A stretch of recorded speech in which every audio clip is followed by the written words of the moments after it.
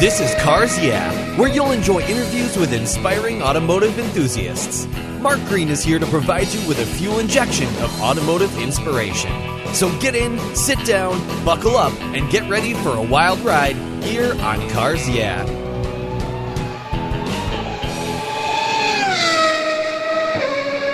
Have you turned your key and heard that dreaded tick, tick, tick, tick because of a dead battery? No worries. I've got the NOCO Genius Boost Jump Starter. This compact tool fits in your glove box and features rechargeable lithium battery technology that will start a dead battery in your car, boat, truck, or RV. It packs a whopping 12-volt, 400 amp starting power and can start up to 20 dead batteries on a single charge. Plus, it has built-in spark-proof technology with reverse polarity protection to safely jumpstart your vehicle. The compact, ergonomically designed clamps are solid copper for maximum conductivity, and there's a built-in ultra-bright dual LED flashlight with 7 modes, including an SOS emergency strobe. It's easily rechargeable with a USB outlet, and you can charge your smartphone or tablet while you're on the road. Works on any 12-volt lead-acid battery. The Genius Boost from NOCO is the ultimate emergency tool that's safe and easy to use. Quality design, state-of-the-art technology from NOCO, your battery care source since 1914. Get yours at geniuschargers.com.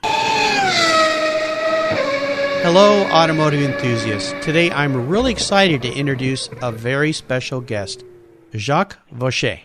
Jacques, are you buckled up and ready for a fun ride? I'm always ready for a good fast ride. Okay. And fun. That makes it fun. And it's great to have you here. Well, thank you. You're welcome. Jacques Vaucher and l'Art et l'Automobile has been decorating the automotive enthusiast home, garage, business, and museums and racetracks since 1975. His website, artauto.com, is the largest online store and auction site for automobile art and gifts. It's a playground for automotive enthusiasts with 22 categories of automobilia and over 1,600 items listed. It's always changing and forever enticing, and you never know what you're going to find when you're having fun at his website. He was the unofficial test driver of toy cars for Eureka, a French toy manufacturer, when he was a little boy, and he attended racing school in France, and he raced in touring and endurance championships in the United States. And he managed Ferrari importer Luigi Cinetti's New York showroom. Jacques' life around cars has been amazing. So Jacques, I've told our listeners just a little bit about you. Would you please take a little moment and share some more about your history, your business, your interest, and of course, your passion for automobiles? Well, sure. You know, I was born in France, and it's actually not my grandfather who owned Eureka, it's my godfather. Oh. And, you know, when I was a kid, I guess every kid likes the toys and cars, you know, and I always loved my little cars. And then I had a very generous godfather who, like, gave me some pedal cars and, like, motorized cars. So he was pretty generous and always ended up with a bunch of those toys. That's what I mean by saying I was a test driver. I used to usually get the first one, the prototypes, and then they were never going fast enough for me, you know. Like, so sometimes even my mother was very worried because I used to go down the stairs with my pedal car like this. I'd go faster. Wonderful. So that's how it started. But you know, like I was always enjoyed cars, and my father liked cars, so I always enjoyed these fast cars. And then when I went to, you know, like I was involved with people who had sports cars and race cars from like when I was a teenager. Mm-hmm. I knew I wanted to race cars, you know, so I went to racing school. I went to do a few hill climbs and like a few races when I was younger, you know, like and then I ended up racing basically all my life. I mean, I kind of retired a little bit from it now, you know, so I drive a few cars or test a few cars here once in a while. Mm-hmm. But as far as my business, I got involved in it in the 70s, and I was in New York City at that time, and I met this artist, this German artist who did those beautiful painting of cars. Like she had a great painting of Niki Lauda and his Ferrari Formula One car on the beach in Monaco, and she had like Matra Le Mans cars, like on the moon. It was pretty spectacular painting. So, and she basically sold the paintings through the normal gallery route. Mm-hmm. And I asked her if she showed it to the automobile world, and she told me no, not really. So I organized a show for her at Watkins Glen during the Grand Prix in 1975.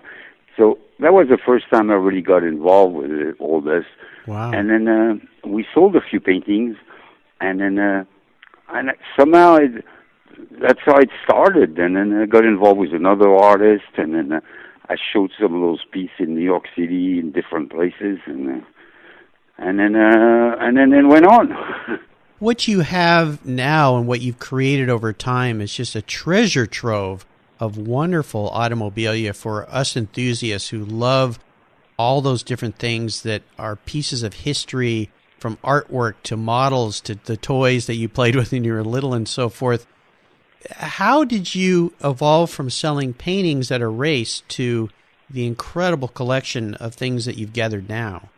Well, I guess it grew when the first gallery I really opened was in the Ferrari showroom in New York at Kinetti, mm-hmm. and then I started like collecting things from around the world. And basically, what I was interested is showing kind of the history of the automobile through toys, through books, through posters, through paintings, through sculptures, trophies. So that's how I started getting involved with all of this, and that back in the mid-'70s, Well, I would imagine with the onset of the internet, where you could now, instead of just having a showroom somewhere, you could expose what you're offering to people to the world.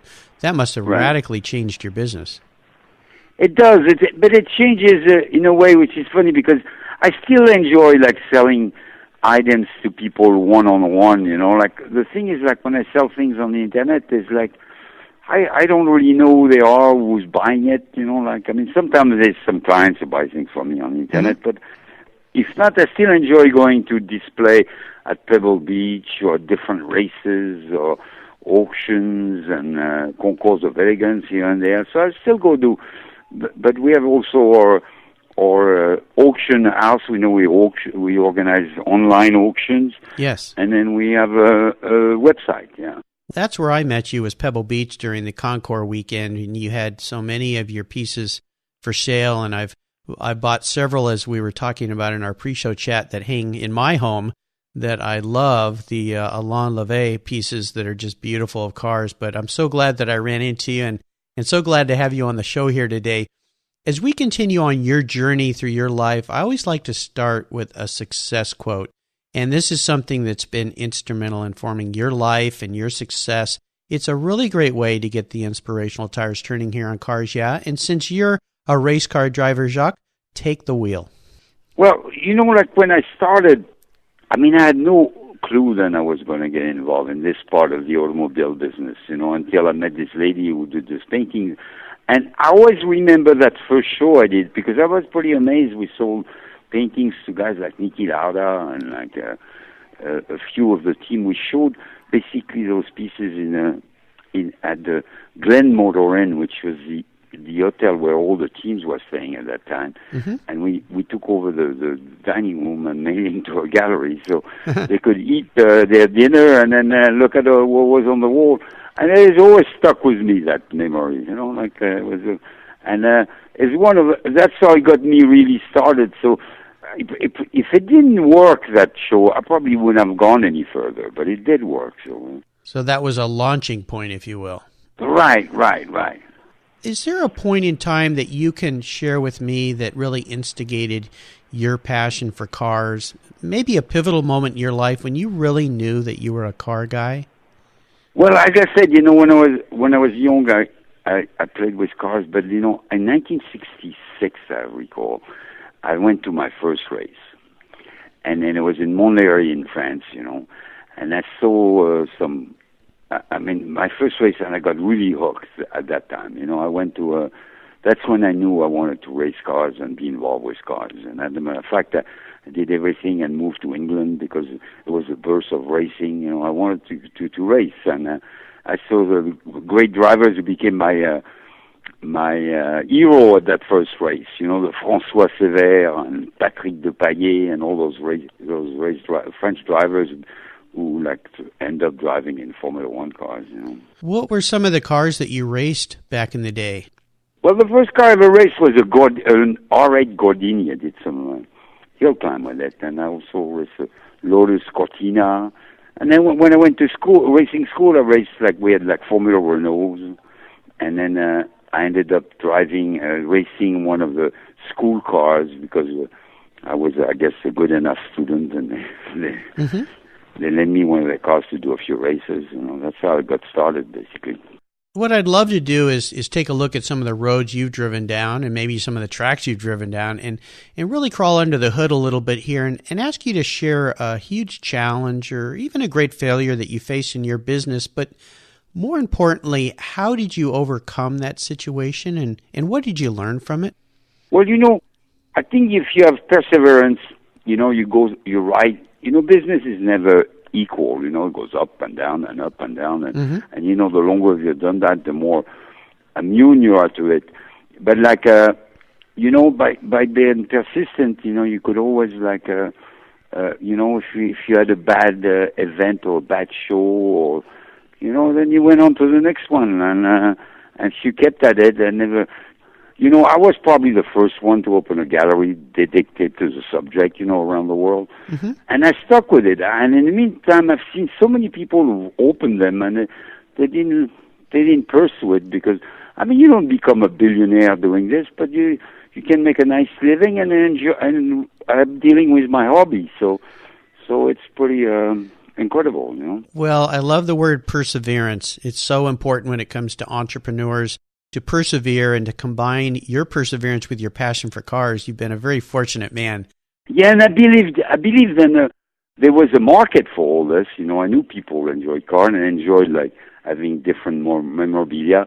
I mean, today's a different thing. You know, there's so many great car collection today, and they're hosted in beautiful buildings around the world. You know, so now they have to decorate it and build up libraries of books and things like that. Where in the older days, it was something you kept in your house, more in your garage, you know, in your little garage. But now, you know, I mean, this collection of hundreds of cars out there was beautiful building, you know. Oh, absolutely. Let's shift gears here and go to the other end of the spectrum. And you shared that story when you created that art show at Monaco and showed the artist's paintings. But is there a time in your career when you had what I like to call a real aha moment where you just went, aha, you know, this path I'm taking with Art Auto and selling art to enthusiasts is really going to work? And maybe tell us about that moment in time when you really realized that, you know what, I think I can have a career around this.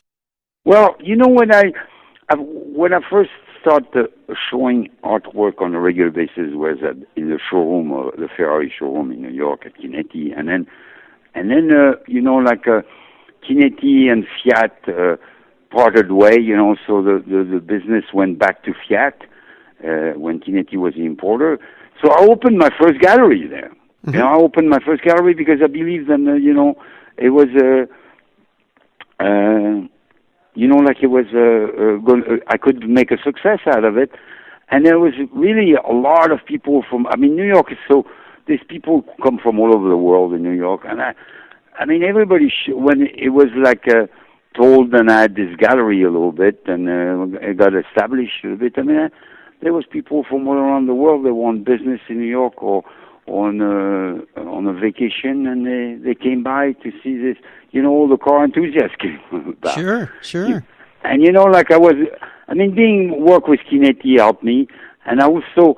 René Dreyfus kind of took me under his arm for a while because I was a young guy in New York and he had this restaurant and then he liked what I did. So, I mean, having René and Luigi helped me push it, you know, helped it, you know, also helped my being successful. Yeah. Well, you have a showroom now. You're in Texas, correct? Right now I have a barn. A barn? For those items. Okay. Yeah. So is that a place where people can go and see all of these items that no, we open by appointment, but we have a lot, you know, I'm a part of Texas who's the roads are pretty neat and pretty beautiful, and there's not much traffic. and there's a lot of tours who come around this area. It's called the Hill Country, west of Austin, And then, we're having a lot of tours or like meeting in this place. And my wife is involved in catering, so we can like organize luncheon, and basically that's what, but we don't get like people regularly like I used to get in New York, But we have like a lot of events here, basically. Sure, sounds fantastic. Yeah. Can you share perhaps one of your proudest moments in your business, something that really stands out that you were really proud of? Well, I'm proud that I've exhibited in art museum, some items, in Montreal at the Modern Art Museum. Then I have pieces in most, along the best collection in the world, of cars, and spread around the world, like in car museum and like beautiful collection, and I'm proud then, what I thought I liked, then the people who collect cars and collect the best car in the world thought the same thing also, Oh, fantastic. Let's have a little fun here. Could you share with me your first really special car and perhaps a memory you have about that vehicle? Well, the first car I ever had was a 2CV, being in France, sure. I had to have a 2CV.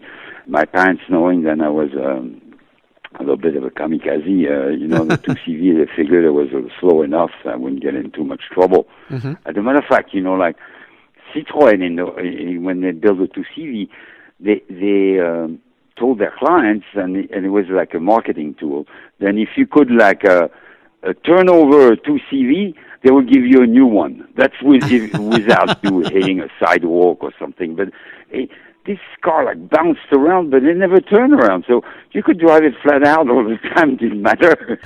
I mean, it flat out was probably 60 miles an hour. So we could take any turn with it, and it would roll a lot, but it would never go on his roof. Sure. And that was the first experience with the car. And I had. Well, sounds like fun. I had a guest on Cars Yeah here when I first started this venture with Cars Yeah, and his name is Kenji Yoshino, and he has a website where he sells French car parts and mostly all Citroën parts, and he gave me a ride in his 2CV, and oh my goodness, that was quite an adventure. Yeah, it is. Yes, they are very unique vehicles for sure. Yeah, I know. I mean, and you couldn't get it. And in mine, I couldn't get in too much trouble because in those days there was no speed limit in France. You could drive as fast as you want, except in villages. But so my parents didn't want to give me a too fast car. Sure. How about seller's remorse? Is there a car that you've had in your life that you sold and you really wish you could have it back? I don't regret things. The thing about cars, I think I like to have them, enjoy them, like learn them, and then pass it on and go try another one. Because there's so many cars out there, and so many different cars I still like to own or try. And so I don't have any remorse. I mean, the car I wish I would have kept, maybe I owned a 275, the Ferrari 275 GT before, which in those days was a used car, I had bought it for $7,500. I kept it for 2 years, and I sold it for $9,500, and I thought I'd made a killing, Yes. It's probably a couple $1 million car now. So, yeah. But I don't regret it. It was years ago. It was my only car. That's the car I drove. I lived in Paris at that time. I parked it in the street. Nobody ever bothered it. It was great. I mean, I'm talking in the late 60s. Yes. Oh, fantastic. Are there any projects that you're working on right now that really have you excited and fired up?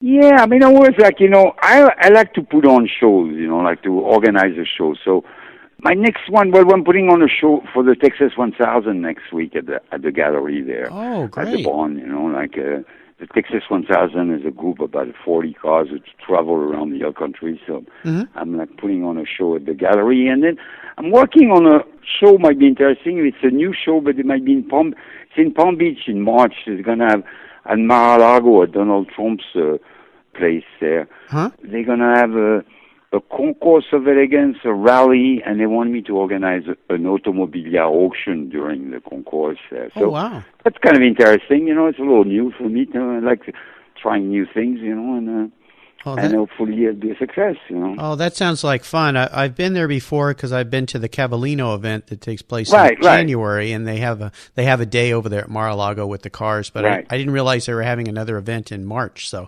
Yeah. Well, it's a new event, so hopefully it'll be a yearly event. But it's somebody from Palm Beach who organizing it. So hopefully great! I wish him luck. And will you have that event posted on your website so people can find out about it? And well, I guess at a later date. We're still working out all the details. So it might not even happen. Although it's still a bit early still. So but when everything is organized, we'll probably mention it on our website now. Great. Okay. Now here's a unique question for you, Jacques. If you were a car, what kind of car would you be, and why? Well, my favorite car, would be my favorite car, I guess. Uh-huh. My favorite car overall has been for a long time the Ferrari 250 short wheelbase. Oh, yes. I think it's, it's one of the great all-around car. You can use it on the track, you can use it on the street. Mm-hmm. It's one of, the 250 era for Ferrari, I think, created some of the best cars. And then that's all been my favorite for a long time. They are spectacular. That car's been one of my favorites as well, and I was very lucky to run into a friend of a friend who had one at the Cavallino event, and he tossed me the keys and let me take that car for a drive. And my goodness, what a dream come true. That was so much fun. Yeah, no, they're great cars to drive. Yes. Well, Jacques, we're up to what I call the last lap here. And this is where I fire off a series of questions for you to answer, and you give us some very quick blips of the throttle answers. So you've got your seatbelt on, you ready to go? I'm ready to go. Okay. I'm all tied up. Yes, you are. What's the best automotive advice you've ever received? Don't drive over your head and keep the wheels on the road. Perfect. That's very smart advice, especially from someone who races. Would you share one of your personal habits that you believe has contributed to your success? Well, again, I think it's persistence. Mm-hmm. I persisted at it. And I'm established as one of the authority on the subject. And so. So important, that persistence, that perseverance we talked about earlier. Absolutely, for any entrepreneur to have. Is there a resource that you're really fond of that you could maybe share with our listeners? Maybe it's a website that you go to often, or a blog that you get, or something that you think has some great value to automotive enthusiasts? Well, I think it's mine. My website, RK Auto. I think I go there probably the most of every other website. And if you like automotive memorabilia, you have a good selection. Yes. Well, and I'll tell our listeners, it is a fantastic site. And if you sign up to receive the auction books that Jacques mails out, it's just like getting a candy book in the mail. You just go through and go, I want all of these things. So you're doing a fantastic job with that. Well, thank you. You're welcome. And I'll remind our listeners that you can find links to everything that we're going to share here today at carsyeah.com/Jacques Vaucher. And his last name is spelled Vaucher. Do you have any interesting hobbies outside of your passion for cars? Well, I always enjoyed riding horses, since I was a kid. So I've been riding horses all my life, and I really enjoy that. It's probably my other hobby. And I enjoy having horses, and now then I have a ranch in Texas. I have horses here. Oh, fantastic. It's a little easier than having them in New York City. Oh, yes, absolutely. A little more room in Texas, that's for sure. Right. All right, Jacques, we're up to what I call the checkered flag, and you're a racer. You know what that means. Pedal to the metal. We're down to the last question here. This last question can be a real doozy, but I think we might have already heard the answer. If you could only have one collector car in your garage, and money's no object, today I'm going to buy you whatever you'd like, what would that car be, and what do you like about it?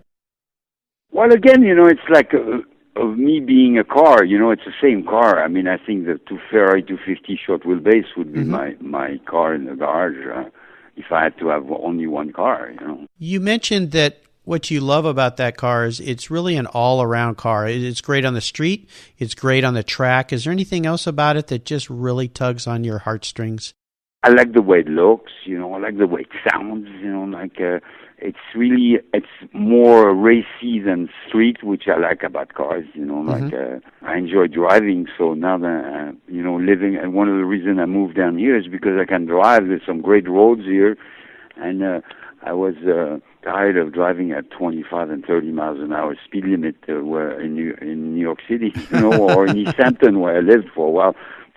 The speed limit was going lower and lower every year. Yeah, I think so. So here, I'd love to have a 250 short wheelbase here, but it's a bit out of my price range. Yes, they've gotten enormously expensive, unfortunately. I know. I like it better than a GTO is a beautiful car. But I like it better than a GTO, the short wheelbase. Yes. Yeah. Well, I have a wonderful CMC model of a 250 short wheelbase sitting on my desk that I look at, and that's about it's a pretty car. Yes, it is a gorgeous car. They are absolutely fantastic. Right. Well, Jacques, you've taken us on a great ride today, and I've really enjoyed your stories and learning a little bit more about you and your company. Since I've known about your company for so long, could you give our listeners one parting piece of guidance before you drive off into the sunset in that 250 short wheelbase? Okay.